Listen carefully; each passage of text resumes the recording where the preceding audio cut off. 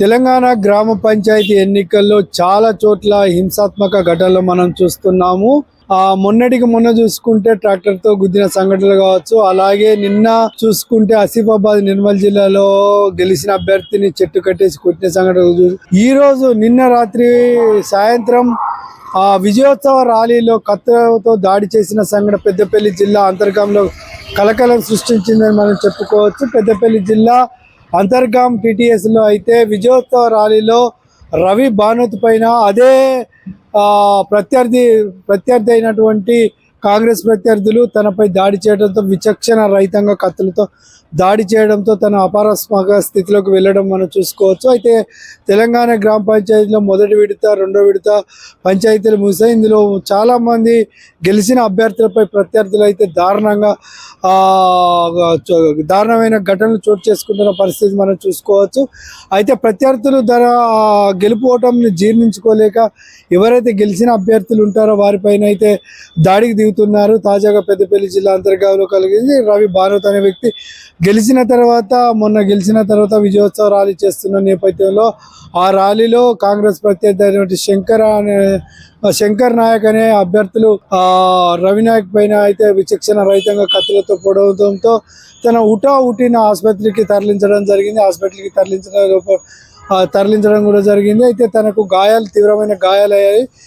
48 గంటల తర్వాత అయినా ఏం చెప్పలేని డాక్టర్లు చెప్తున్న పరిస్థితి కనబడుతుంది. అయితే ఈసారి అంటే ఇప్పుడు జరిగిన ఈ ఎన్నికల్లో చాలా చోట్ల అయితే హింసాత్మక ఘటనలు చోటు చేసుకుంటే రక్తం చిందించాల్సిన పరిస్థితి ఏర్పడుతుంది. నల్గొండ జిల్లా చూసుకోవచ్చు, పెద్దపల్లి చూసుకోవచ్చు, ఆసిఫాబాద్ జిల్లా చూసుకోవచ్చు, అలాగే కామారెడ్డి జిల్లాలో కూడా చూసుకోవచ్చు. చాలా చోట్ల కామారెడ్డి జిల్లాలో కూడా గెలిచిన అభ్యర్థిపై ఓడిన అభ్యర్థులు కూడా హింసాత్మక ఘటనలు దారి చేసుకున్న సంఘటనలు మనం ఎన్నో చూసుకోవచ్చు. ఇక చాలా జిల్లాలో అయితే ఇలాంటి సంఘటనలు అయితే వెలుగులోకి వస్తున్నాయి. అయితే ఓటమి తర్వాత అభ్యర్థులు గెలుపోటములు జీర్ణించుకోలేక ప్రత్యర్థులు గెలిచిన అభ్యర్థులపై అయితే దారుణం చేస్తున్నారు. అయితే ఇలాంటి సంఘటనలు జరగకుండా చూడాలనేది ప్రజలు అంటున్న పరిస్థితి కనబడుతుంది. ఏది ఏమైనప్పటికీ తెలంగాణ రాష్ట్రంలో ఇలాంటి సంఘటనలు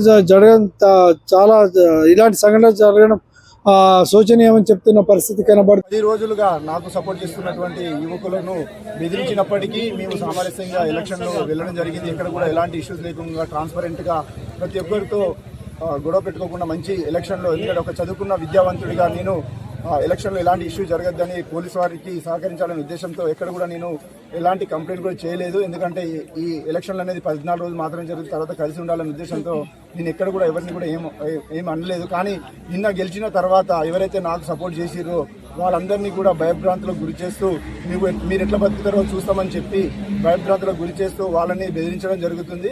నన్ను గెలిపించినటువంటి ఓటర్లను కలవాలనే ఉద్దేశంతో సాయంత్రం 4:30 నుంచి వెళ్ళి ప్రతి ఓటర్ను కలవడం జరిగింది. దానిలో భాగంగానే మా ఊర్లో ఉన్నటువంటి ఒక అయ్యగారిని కలవడానికి వెళ్ళడం జరిగింది. అప్పుడు పూదరి కిషోర్ అని పూదరి సత్య వాళ్ళ కొడుకు మేము వెళ్ళడం చూసి అతను ఏదో ఇష్యూ క్రియేట్ చేస్తారని చెప్పి ముందే గ్రహించి మేము శ్రీకాంత్ రెడ్డి వాళ్ళ ఇంటి దగ్గర మా బైక్స్ ఆపేయడం జరిగింది. తర్వాత గీట్ల శంకర్ రెడ్డి ఇంటి నుంచి వెళ్ళి గీట్ల శంకర్ రెడ్డి వాళ్ళ కుమారులు సంతోష్ రెడ్డి, సాగర్ రెడ్డి, అలాగే పూదరి రమేష్, పూదరి సత్తయ్య, పూదరి లక్ష్మి, భానుత్ తిరుపతి నాయక్, అలాగే పూదరి కిషోర్ వాళ్ళందరూ కూడా వచ్చి మాపై, పూదరి దత్ వాళ్ళందరూ వచ్చి మాపై దాడి చేయడం జరిగింది. ఒక దళితుడు నువ్వు ఎట్లా ఇక్కడ పనిచేస్తావు చూస్తామని బెదిరించడం జరిగింది. అలాగే పూదరి కిషోర్ తన చేతిలో ఒక రాడ్ను పట్టుకొని మా సపోర్టర్ అయినటువంటి సాయిని కుట్టడం కూడా జరిగింది. శ్రీనివాస్ అనే ఇంకొక వ్యక్తి ఇతన్ని కూడా పూదరలక్ష్మి కట్టెతో కొట్టడం, అలాగే చేతితో గుద్దడం వల్ల తనకు కొంచెం అస్వస్థతకు గురైనాడు. ఇలా దళితులను ఇప్పుడు ఇలా హింసిస్తే ఏ దళితుడు కూడా మళ్ళీ పోటీకి రాకూడదా? అంటే ఈ రాజ్యం అనేది దళితులకు అవసరం లేదా? ఓన్లీ రెడ్ల రాజ్యమే ఉండాలా?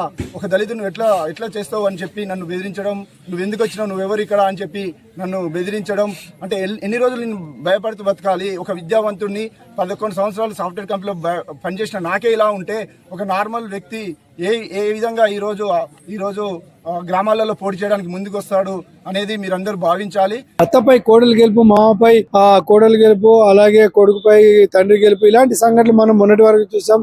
ఈసారి గెలుపు తర్వాత సర్పంచ్ అభ్యర్థులపై దాడులు చూస్తున్నాము.